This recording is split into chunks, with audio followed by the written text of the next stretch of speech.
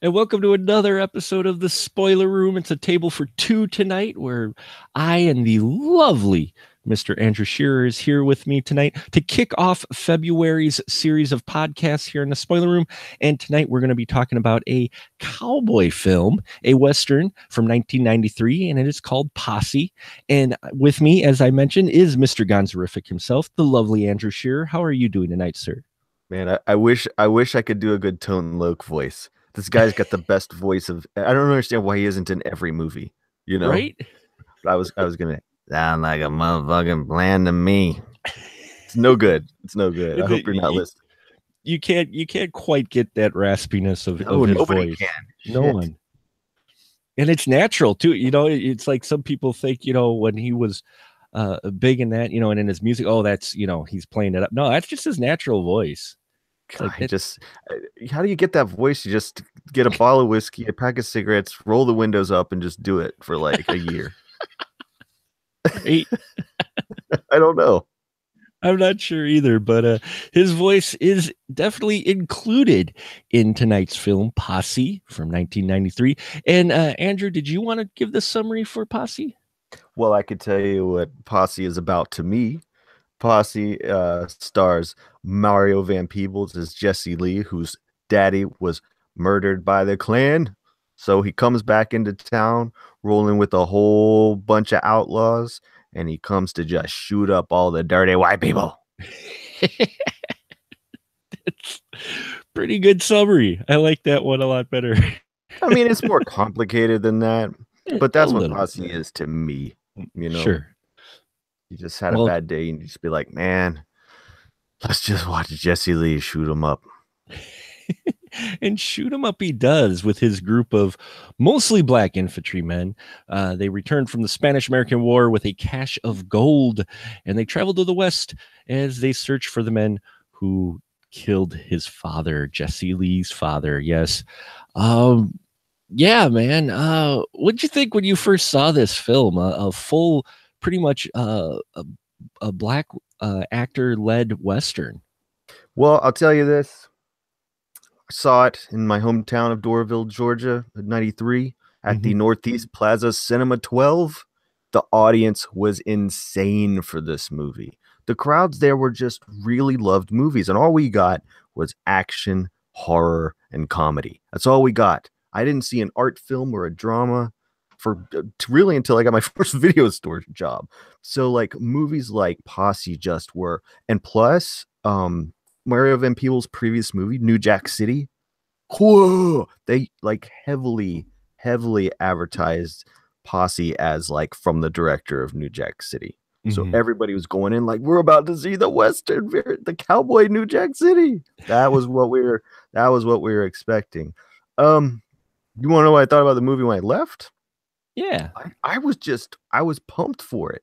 I Mhm. hadn't I had really not seen many westerns, and I was pretty sure they weren't like this. And so I just was like, damn, that was good. Like it was complex. The way Mhm. you had like three different bad guys. It was to me it was mind blowing, and the music was cool, and the cast was insanity, and even cooler now that I know who a lot of these older people are that were in it. Back then, it was just like it was common to see like rappers in movies, and you had your like big stars and stuff. So God, what a crowd pleasing experience that was. Loved it. And I have to say that I first saw this, I kid you not, 3 days ago when I watched this, or 2 days ago when I watched this film. I had not actually watched this full movie until that point. Mm. But 93, I was 18, wasn't that heavy into Westerns. So it just wasn't, in my wheelhouse at all. But when we were doing the Western month, you had brought this film up, and in all honesty, I had forgotten about the film at first. But when you mentioned it, it struck the memory because I did remember when it did come out. It was a big deal, and it got some talk for a while as well. Though it was released on less than 1,000 screens. Go figure. Yeah, I mean, it's crazy because like it wasn't a big hit, it wasn't a hit like New Jack City was a hit. Seems like to me, just from the look of it, a more expensive movie than New Jack City. So probably what happened was he had a hit with that. They're like, here's some more money, do what you want. I'm gonna make a Western. Okay. And nobody just goes to see it. Like, Yeah. I don't know what because Unforgiven was the year before this. Yeah, Unforgiven, I believe, was the year before this. So, It's and possible that Tombstone was out the same year. okay, it's possible that the audience, Mario Van Peebles' audience, the New Jack City crowd, was also not the Western crowd, but we loved it. Well, it is a different film. I mean, than New Jack City. This one, I mean, it's got the the story goes to the darker places and that, but I think this film is just, it's still not as deep as New Jack City, or quite as heavy. It has some heavy elements, but I don't think this film goes as heavy as New Jack City. No, and it's a hero picture, Right. and at the time that wasn't like the black hero wasn't necessarily a thing people were as into as they were in the 70s. And so in that regard, Posse probably would have been better received had it been done 20 years earlier. I Or had that now, I had that same maybe. I had that same thought. Sorry, didn't mean to jump No, over it your was like words a there, thought but that no, came back into my head. but while watching it, I had that same thought. I'm like, wow, man, can you imagine if this came out in the 70s? Holy crap. I mean, it fits right in with those other films that came out that time, the urban action films that you Yeah, saw. he wouldn't have had this budget. No, no, that's true. You wouldn't have the budget, which was estimated at 10 mil. Ooh, It did make 18 mil back altogether. 5 mil its opening weekend, according to Box Office Mojo. So, as far as that goes, it was number 3 for the weekend. So it did make some money when it came out. But I watching this film, I was fast. I'm like, man, this is a really kinetic film, and they really blow through this through a lot of story in this film. It was like they weren't quite sure if they would ever get a chance to make another one, because I would have loved to hang around with some of these characters more. But I don't know, I get the feeling a little bit like it feels a little rushed to me, because I uh, wanted to spend some more time with these characters. Is that just me? no, you're right, man. It is a big story. And there's a lot of stuff it seems like they may have done in post to kind of like cover up for the fact that, they were trying to keep it under 2 hours, but they were Hmm. telling a really kind of sprawling tale because the whole thing is framed in flat, kind of like not in flashback, but like it starts with Woody Strode, who, if you watch westerns, you don't know who Woody Strode is, you get your head Oh up your yeah. ass. John Ford's Woody Strode, Woody Strode's John Ford. Hmm. So like you've got that part of it, and then he's like, let me take you back. And so there's this whole thing about history. There's a whole lot of like history going on there, like a history lesson. Like, oh man, this could be something like we show in schools, but everything you got in schools was something like Roots or Eyes on the Prize, where it is episodic and you do get it in big pieces because it's a big story. But you also have a huge cast, and they go to a couple of different places. Like you could have hung around in the Spanish American War, like how long? That could have been the whole movie right there, just the Oh yeah. beginning of it. But like you said, they're popping through, and then yeah, there's like more than one antagonistic force in this film. I mean, there's the Klan, there's there's the military, right? The local law enforcement, and there's some dirty trickster named Carver too. So it is not all over the place, but you got to pay attention. Hmm. Oh no, I mean you could follow the story. It's well constructed and edited. It's just one of those things where you're just like, oh man, I could sit here forever and watch, Mario Van Peebles, Jesse Lee go head to head with Billy Zann's Colonel Graham, Yeah, his group versus that group. Group the race fights there that you would have, and the conflicts that they have, how these guys are dying for this colonel who could give two shits about them, which just true. makes you really hate him. I mean, but you could see that would be a whole movie right there, like a 90-minute solid of them, you know, end up making sacrifices while the other guys sit behind playing poker. Yeah, Or you get into the story in New Orleans, where then they're in New Orleans with their gold and their trying to decide what to do, and they run across characters there. That's where we get to meet the who's it, the Watchman, Father Oh, Time, Father. excuse me. Yeah, that Father Time is. There are two MCs in this movie. I mentioned Tone Loc earlier, but Father Time is played by Big Daddy Kane, Oh damn, I love that character. and he is a great actor. He has been Hmm. in a few other movies, but I want to say this is probably the best movie he was in. Oh, it's a great role. I loved him as I loved this character, Father Time. I'm like, heck, I could see a Western with just Father Time and Jesse Lee going across the West, you know? Yeah, yeah. Oh, because yeah, played so well by Big Daddy Kane.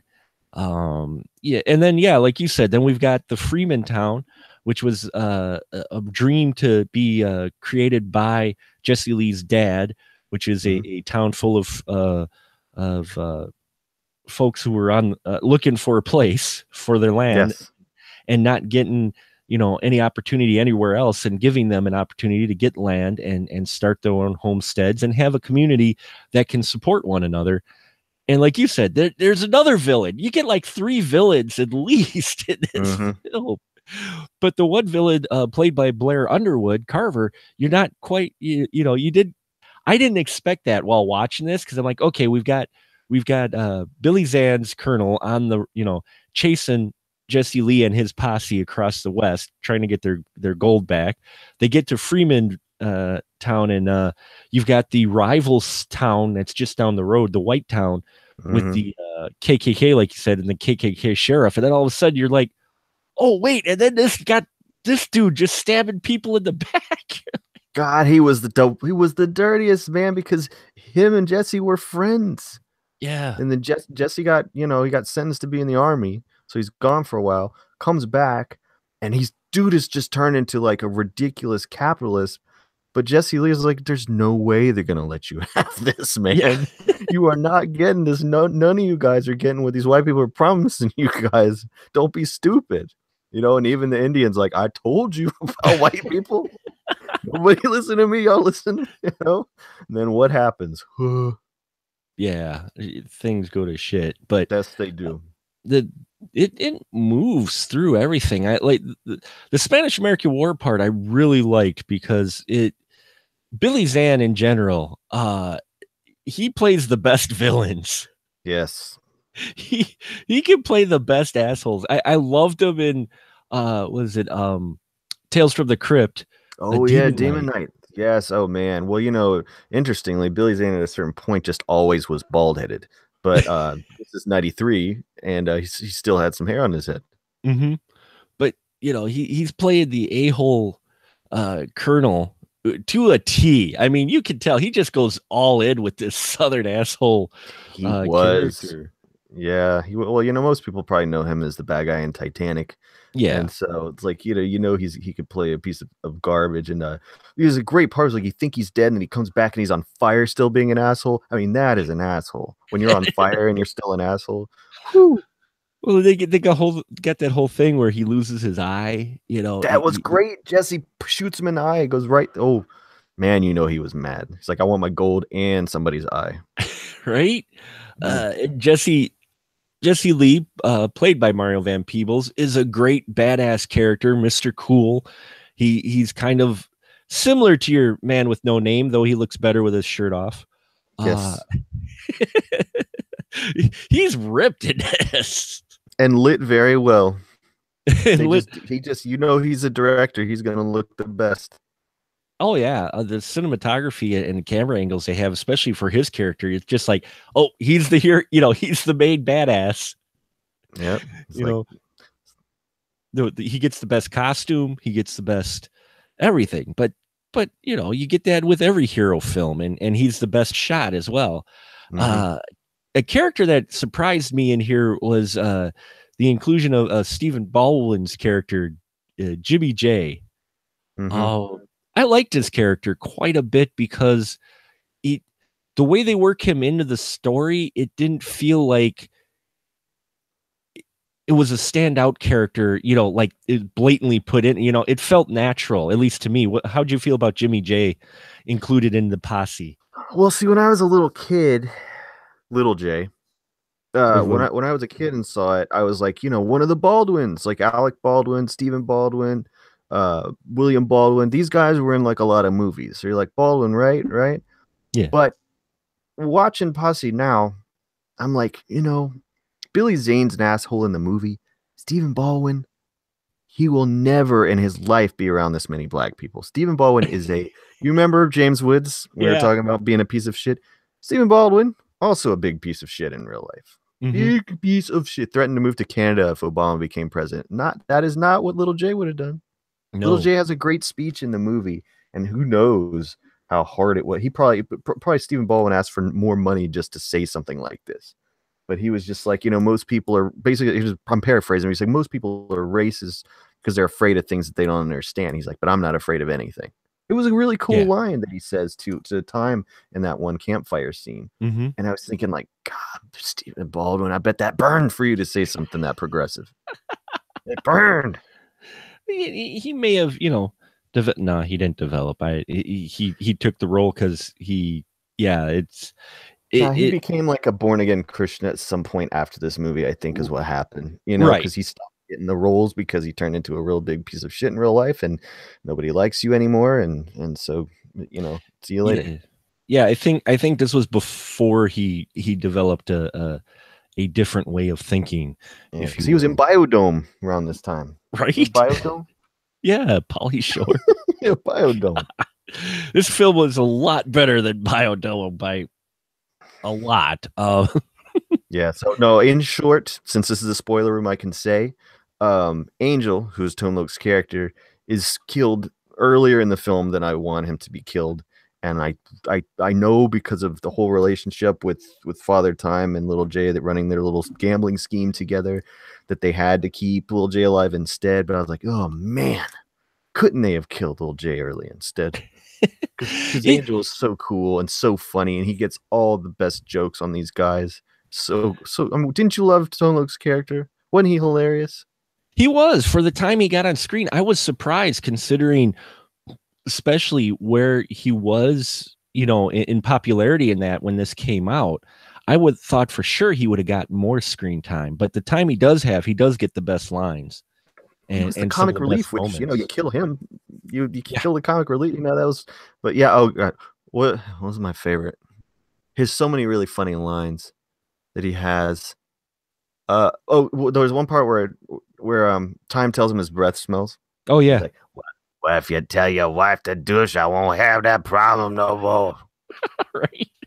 I keep making him sound more and more like a monster. I can't do. Sorry, Tone Loc. You can't capture that cue, but no, anyway, yes. That is a great line, though. Yeah, I mean, I dug his character quite a bit. I wanted to see more of his character, but again, this was one of those where I wanted to see more of a lot of the character. But you've got a lot of characters and story that they go through in this movie, so you don't get to spend maybe as much time as you want to. Though, I did like seeing Tommy Tiny Lister in the film. Bobo. Yeah. Bobo broke a lot of necks.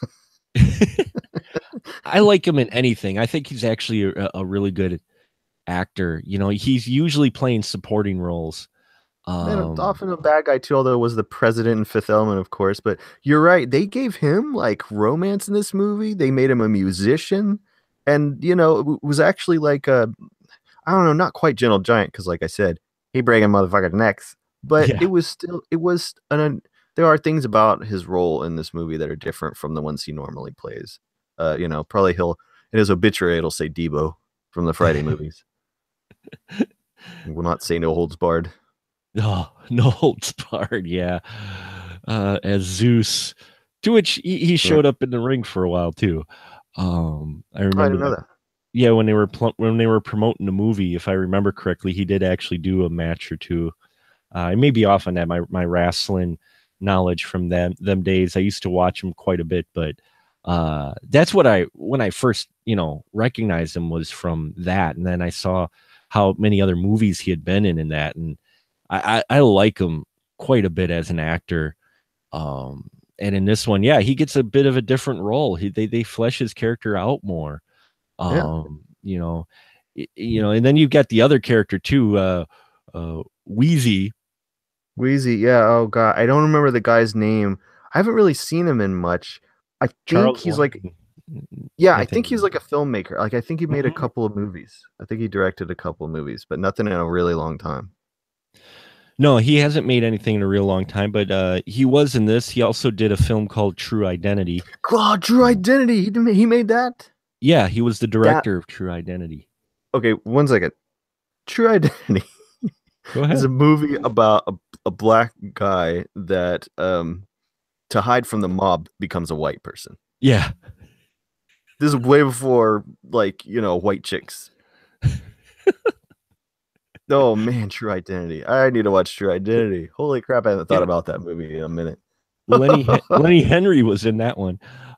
He plays the guy who I believe the guy who poses as a white guy. I don't even know. I don't was who was he? Lenny Henry. Huh. You did Yeah. some research. But Okay. uh yeah, so you get him in there. He's an interesting character too, because he's one that even though this is during a time when the slaves were freed, he's still serving, and Well, he's kind of looked down upon by the other by the other posse, because they think that he's just doing it to survive, which he was kind of. I mean, what'd you think of the Weezy character? I thought that was an interesting character, how he's included in the posse, but yet no one really cares for him. well, I mean, that's not the best setup too, because how are they going to trust this guy who's, it's like, there are a lot of people who are like, yes, they were free, but not so much. And Right. so they thought, well, somehow they were going to get a better life if they just, if they were still servants, but not really, you know. Mm-hmm. But Weezy is interesting because well, he helps them out of Cuba for one thing, and his way of Yeah. getting them out is pretty awesome. They hides them in a ship of dead bodies, Of basically. Like coffins, they'll have yeah. to, they have to go in a coffin. But he is because they take out Angel early, Toon Look's character, and they kill the comic relief, Weezy kind of has to serve as a comic relief because he's such a contrast from the rest of the guys.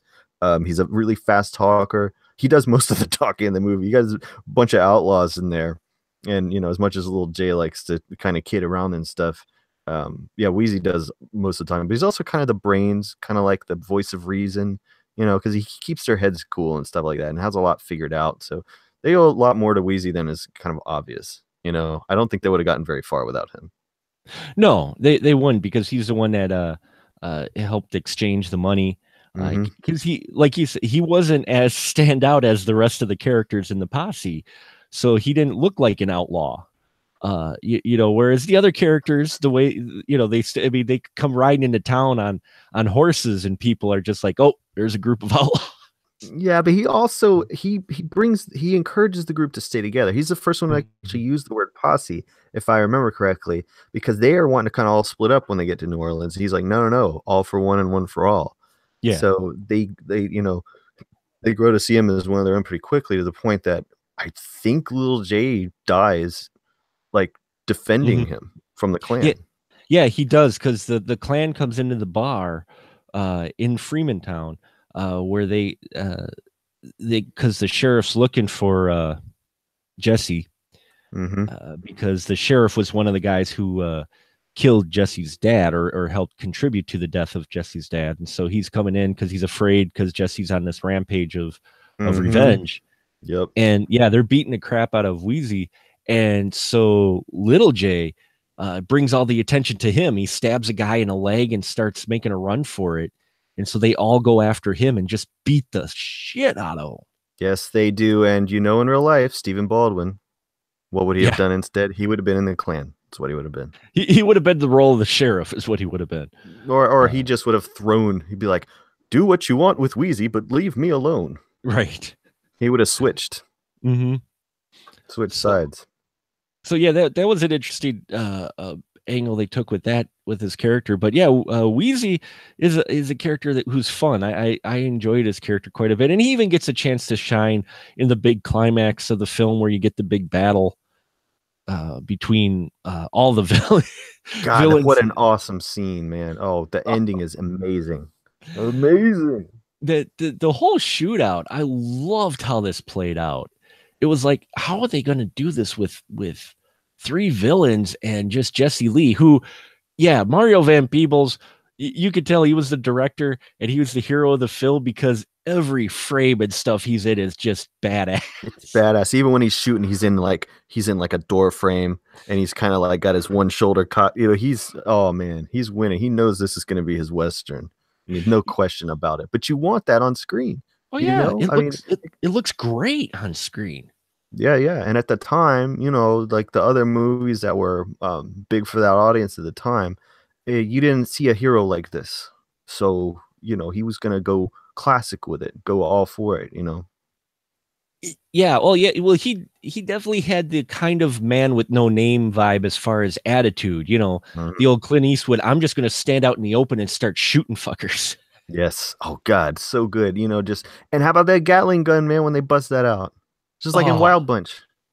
yeah, they bust the Gatling gun out. It looked almost exactly like it. I mean, obviously same period and all, but yeah, they pull that out in a scene, and he goes riding towards it with the dynamite in his teeth. Dude, so cool. It's so cool. So cool. But what I liked about that too, though, is he does it and he accomplishes blowing the shit out of the Gatling gun, but he doesn't get away scot free either. And I liked that. You know, he didn't get away freely. They did actually end up grabbing him. So it shows that your hero isn't completely 100% invulnerable, immortal, if you will, or Yeah. he was going to get away with everything. But yeah, I love how this whole battle plays out. The way it's filmed and shot and edited, everything about it just moves.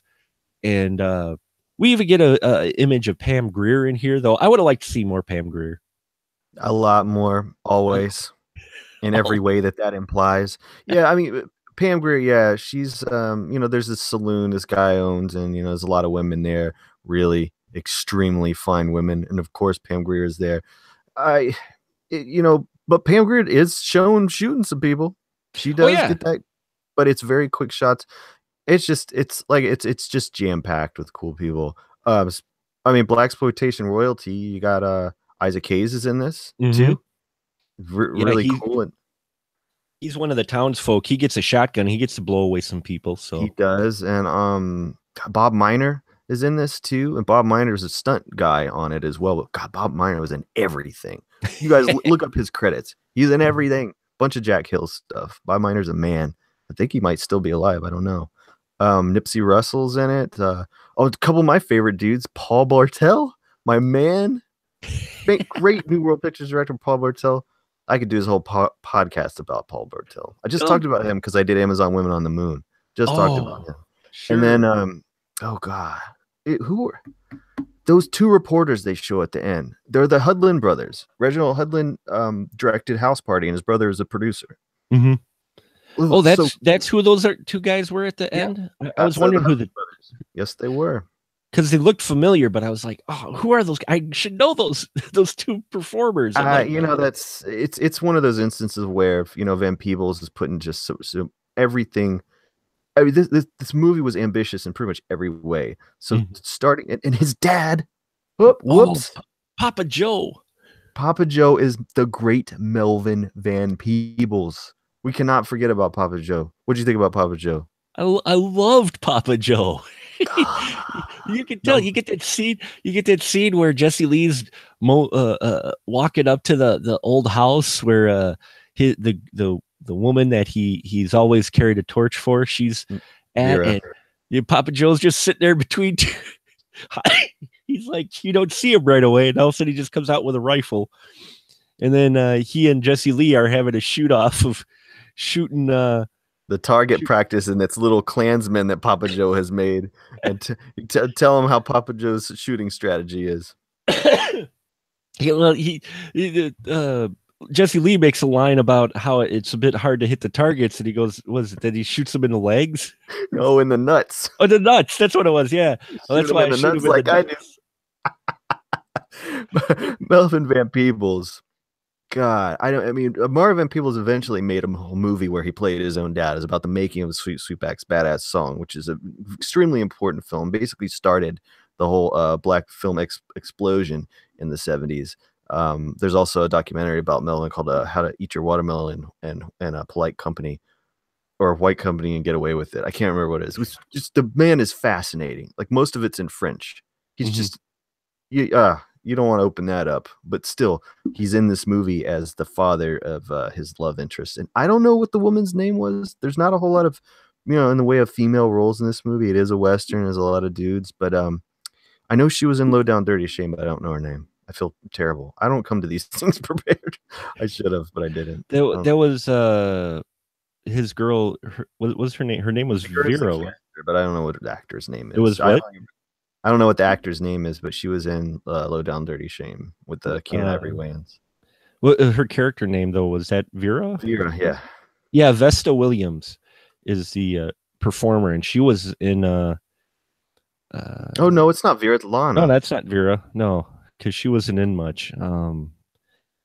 But yeah, I recognized her as well because she was in a lot of films, I think, at that time. Was that her character Lana? Was that that would be Sally Richardson Whitfield.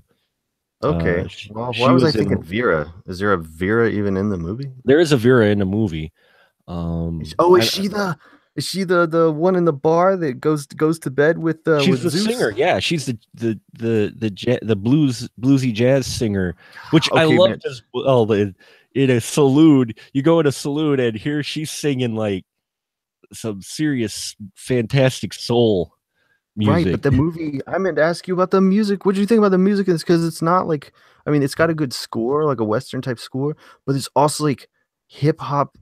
Like, some people are bothered by like out of time scores where it doesn't fit the period or whatever. What did you think when that? Because it really kind of kicks in once they get to New Orleans. Well, yeah, first when you hear that Sounds of Blackness song. Yeah, well, you get to New Orleans and you get that group, the singing out on the street, and I loved it. I thought it fit very well with the film. I like sometimes, if done correctly, and it's done correctly in this film, I like when they can work out of time songs into a period piece if it's done correctly. And here they do it correctly all over. I mean, it's fitting. Yeah. And this is produced by Polygram Filmed Entertainment, and Polygram also was big music too producer, right? At Polygram Records, I think. I'm trying to remember. I think the company. I don't know. I don't know who released it. It's been too long. I do apologize, folks. No, it wasn't like Universal or anything that made this. No, it was basically, you could consider it an indie film of the time. Polygram Entertainment. They did music too. So I was right. Yeah, Polygram also did music. But to answer your question, yes, more Pam Grier is always the answer. To get back to the original, yeah, it always is the answer. And she had like one or two lines and did get a few shots off at the bad guys. Lived through it, Well, she lived through, her character lived through it. She gets a few shots off. She's protecting the kids too. So I mean, she gets that. She gets some few moments in front of the camera, which is always good to see. But like you said though, this is one of those where it's so packed with talent that unfortunately not all the talent will get a lot of screen time. I guess listen to us going on tangents about every actor we mention, right? It's just too much filled in it, all kinds of great talent in this film, and everybody, I like it too because it's a solid story put together. There's some original takes on your Western tropes in this as well. And as we mentioned before, they're not afraid to kill off main characters like that. Nope.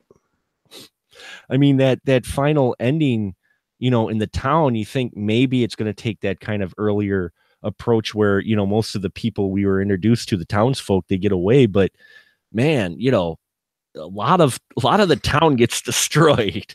Yeah, man. Jesse finally rallies everybody. Because he's like, man, white people are just, this is not gonna be your town. Trust me. Do not trust them. So he finally gets them all like riled up to go, and then they roll in with that Gatling gun. Like, oh, whoops, sorry. I mean, I, I didn't expect him to have a I Gatling was gun. not expecting the Gatling gun, but whatever. But no, it's definitely true. And I wanted Carver to like, turn against the bad. I didn't want him to be a bad guy. I want him to like end up like rethinking shit and joining the fight, and becoming a hero. But instead, Carver just like, I mean, he found out what was up with was that Bates, Yep. right? He Mm-hmm. was making a deal. He thought it was gonna be 50-50, but no, it ain't. Bates is in the Klan. Why Yeah. would you trust the Klan? You think you're the Well, one black person the Klan likes? That's so dumb. Oh, but how badass was it when like when Abobo's in jail? Who else went to jail? Little J, no, Little J was dead. no, Who was in? Papa. I Papa think Joe and Papa Joe. Angel. No, Papa Joe and Abobo are in jail. Mm-hmm. And then they're like, Jesse, they're not going to get a fair trial. I mean, the Klan's going to come. And so who walks through the door? The Klan. But who was it really when the hoods go up? Right? They totally pull the Blazing Saddles. They did. Oh, that was so good. God, I remember the audience went nuts when it was Jesse Lee under there. And Time, right? The two of Yeah. them put Yep. the hoods up. And there they were. And they just shoot the white people. They just shoot him up. Well, that's where you had your the mayor in there too, who was Paul Bartel. Paul Bartel. Yeah, Man, everybody watch every movie by Paul Bartel that's listening to this. he was great in there as the sleazy mayor. He was. Wow, what a cool. I would love to. There's no commentary on this Blu-ray Posse. Mm-hmm. Like, I would love to ask Mario and people a million questions about why he put this one there. How did he know this bird? You know what I mean? Because it's too cool of a cast to have been put together by a studio or producer. He had the probably the script and the finally and got the backing, and then he just started going to people he wanted to work with, is what I get the feeling with a film like this. Had to be, and grow up in the industry because of his dad, or at least grow up a figure because his dad, Mario Van Peebles, is in Sweet Sweetback. Who was a crazy ass scene if you've seen that movie. Oh man, do you really think about losing your virginity the way he does? Holy crap. Anyway, sorry. And one of the gentlemen who wrote the script, Cy Richardson, has written a lot of stuff. Oh, like what? Well, he did. Let's see here. He's known for Repo, Colors, Straight he to wrote Hell Colors. Well, he was an actor in a bunch of these in Colors. Let me see what he wrote though. Okay. I'm sorry, he was just in a lot of stuff. Posse was one of the only scripts he wrote. Okay. But he was an actor in a lot of stuff. Man, Colors is good. When was the last time you watched that? Oh man, it's been years since I watched Colors. That one, I remember directed Colors, or was it Sean Penn directed? Who directed Colors? I'm gonna have you like wearing out IMDb on me. I'm just all like curious. I thought it was Sean Penn or Dennis Hopper. Dennis Hopper was, yeah, he was in Colors. I remember when Color was coming out, that was a bit controversial.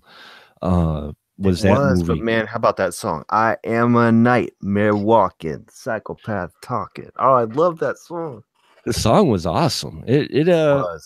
Excuse me, got a radio play for a while. And Posse's got some great songs too. Tone Loc, of course, since you do have him in the film, you got to get him to get a song. And so he gets a song in the after credits sequence about Posse, and he does come back in a way, the voice of Tone Loc.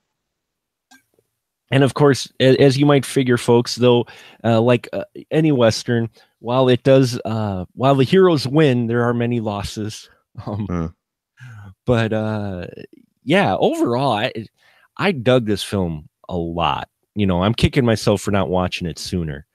But a lot of the 90s films, I think, suffered from that, early 90s films especially, where they were trying to pack a lot of story in a little bit of time. Yeah, they were finally getting some opportunity and giving some money and getting some. So there was like a lot of like kind of just go for broke attitude. I think you were the first one to say is like you might not get the chance again, so go for it. Yeah, I mean that's the kind of feeling I got, is that they were like, we've got the money for this. Let's try to do as much story as possible. You Yep. know, I've seen other films like that too, where you're like, wow, this is great. I wish we could get maybe even 2 movies for it. I mean, you could see where this easily could have became a series. With the Jesse Yep, it Lee would have been character, cool. yeah, and Yeah. his posse, but unfortunately, not in the cards for them to do get a film made like this and wide released. Let's add that too, because there was direct to video stuff in the 90s and that films out there that were somewhat similar to this, but they'd go right direct to video. No studio would really put them out. You had was it the Tuskegee Airmen from. Yeah, the Tuskegee Airmen. Yeah, yeah, and they did a Buffalo Soldiers movie. I think Danny Glover was in that. Mhm. So I mean, they just things were. I mean, the westerns most white people have heard of. Most westerns out there's a white movie, white western. You know, just the way it is with most movies. Still, Well, it's just the time period that it's set in.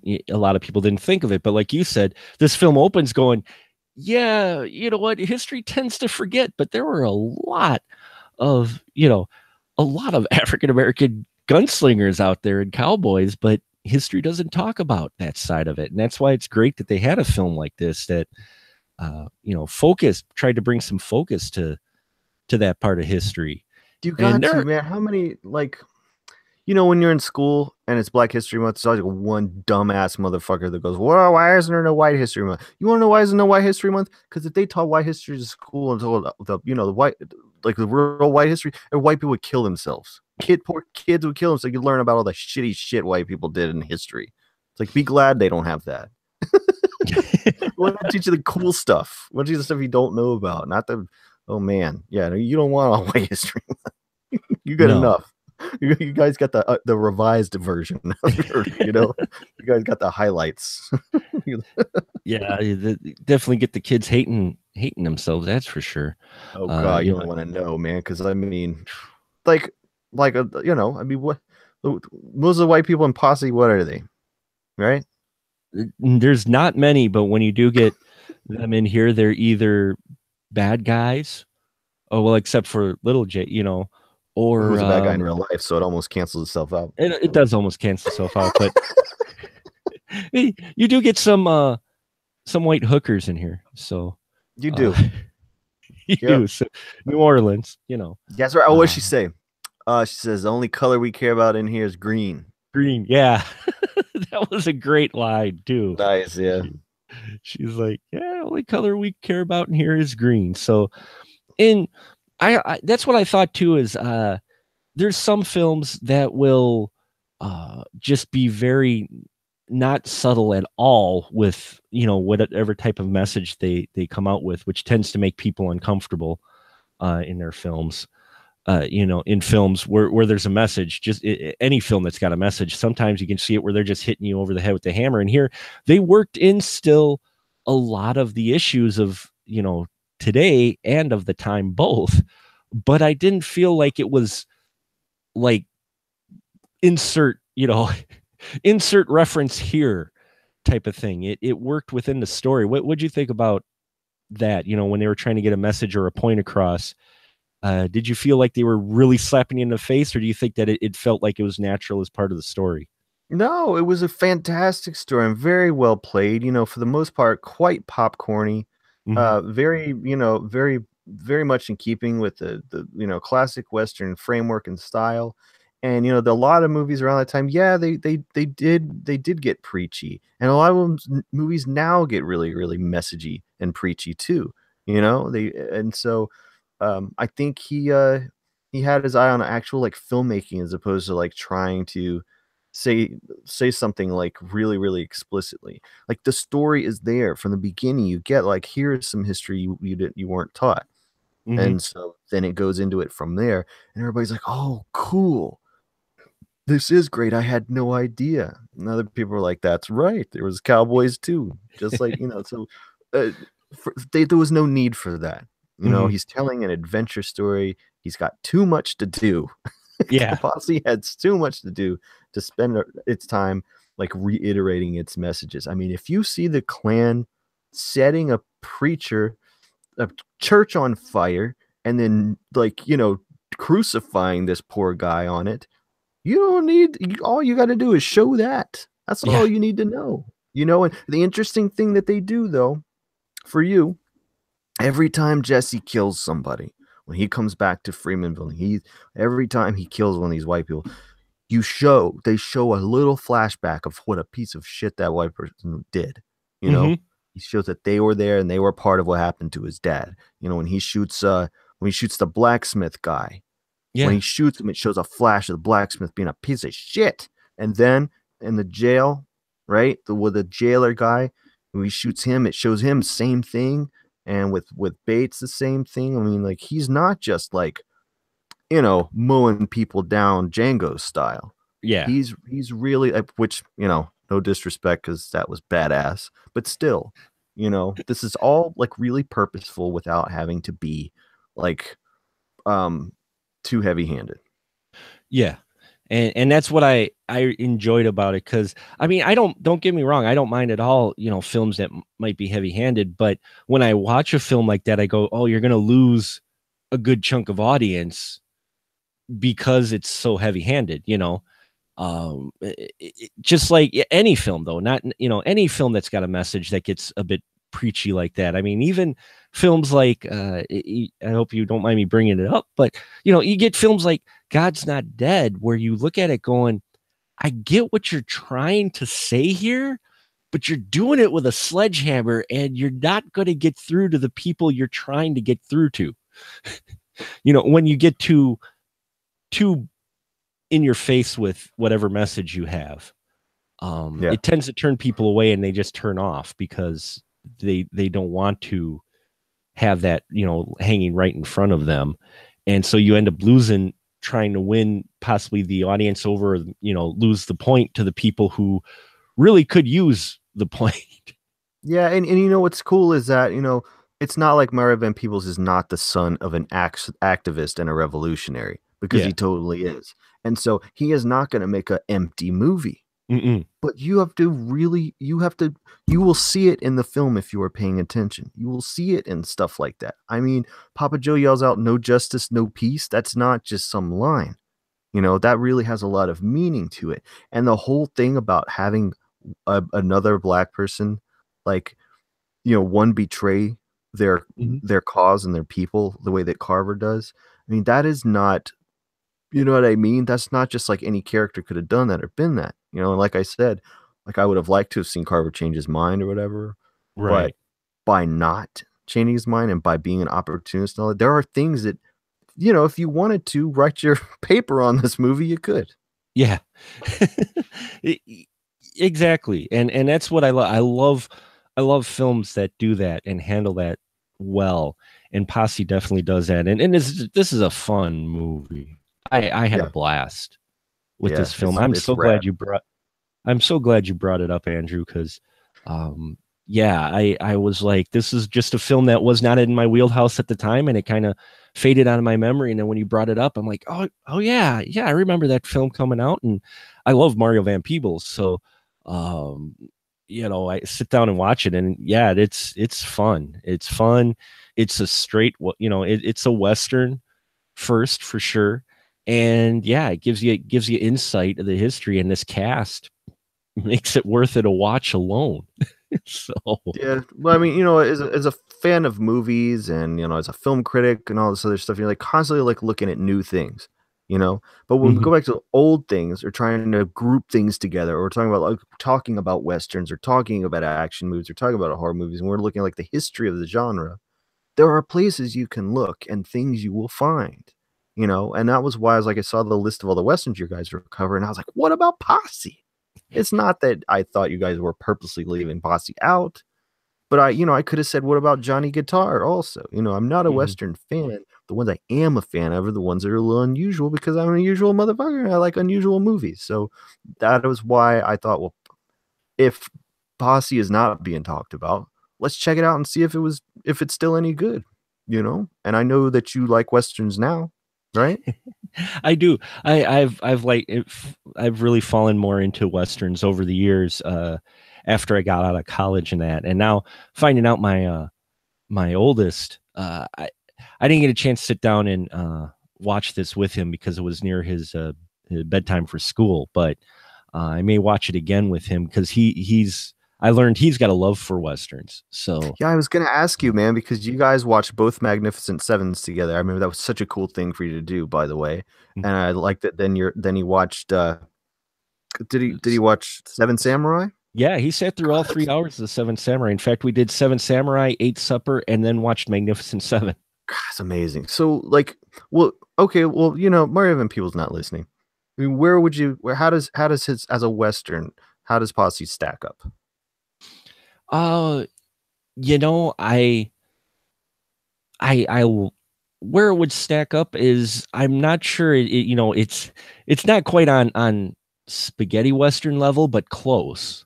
Mm, I think I enjoyed this film a bit more than I did Young Guns. yeah, Um, I think this is I think this is a more solid Western than Young Guns because Young Guns, it's about a very popular cowboy, outlaw, or the story that everybody knows already, and it's packed with a whole bunch of really well-known actors, who were hot at the time. Whereas Posse, I think's got a better story, and got the talent in here, and it's not a talent it's not they're not in there to be headliners for the movie to pull audiences in. They're in here because these are people Mario Van Peebles said, I want to make a Western with. mm-hmm. And you could tell it the difference. And so I'd say I put it above Young Guns, and I enjoy Young Guns. Don't get me wrong. But this is a solid Western. I think this is definitely one that should be watched by people who enjoy Westerns and looking for something different in your Western, because this has all those elements in here, a little darker storyline, the revenge story. It goes to some places, teaches you a little bit different angle or perspective.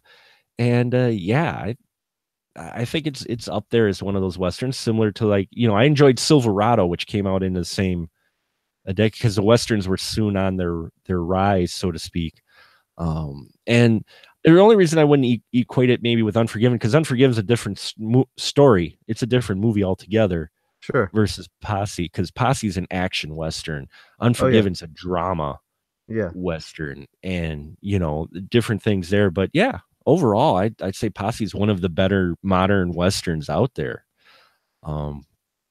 Cool. For I'm sure. glad. All right. So, I was like, man, I'm gonna suggest a movie to Mark that I haven't watched in a long ass time. What if he doesn't like it? Oh well. No, I don't want to Mark. like I said, I dug it. I almost wish it was two movies. I mean, there's so much in here. It's one of those where, oh, I love this guy. Oh, where'd he go? It's Posse the series. Yep. Get on you, it, you Netflix. yeah, you could see it easily be a serial, the Yeah. way it was handled. In the way the story's broken up, you could really do that. Explore some of the other characters in the Posse, because I really wanted to know Father Time's story, because not only is it just a badass name, but just his character was great. I'm like, oh, this guy's badass. Yeah, he just He's, does some really interesting things and always drops some science, always has something really, really cool to say. so yeah, I recommend Posse. I definitely, to Western fans out there, modern Westerns, uh, if some of them are done not so well, but this is one of the better done modern Westerns, I think. Cool. Cool. But yeah, and glad you suggested it. So I think we'll wrap it up here for tonight for Posse. Hope we've got you interested in it, didn't spoil too much for you, and suggest that you go see it. It is rated R. There is a little bit of risque elements in this, just to give you a heads up on that. Oh, uh, there's some booby, but it's so artful. It's no worse than what was in Desperado. no, it's a romance scene. It's just a mature romance scene. Oh, and there's some dude nudity too, where they all go skinny dipping together, Oh man. my There's some god, I glad you the brought whole that up. posse gets naked. Yeah. The Posse gets naked, and a bunch of naked guys wrestling in such in a water hole. Yeah. Talk about a film that even today people would probably be watching and going, Am I just watching it? Yep. Just saw Debo's ass. That happened. You see a lot of male ass in it. It's like, oh Yeah, man. but you know Debo was he didn't have a double. That's Well, really no, got to be him. no, that's true. Yeah. There was no double involved there. So, and on that note, I think we'll end it for the evening. Andrew, now this is a great time where you can tell folks where they can find you at, sir, well, when you're not here talking movies. Okay, well, if you go to Amazon Video, Amazon Prime, I got a bunch of movies you could watch that my friends and I made here in lovely scenic Athens, Georgia, where we are weird and make cheap, cool movies. Space Boobs in Space is the current release. We've also got Pajama Nightmare, Late Night Cable, The Underground Cinema, Cinema with an S. Just search for Gonzorific, Gonzoriffic. Every minute that you stream our movies helps us make more movies.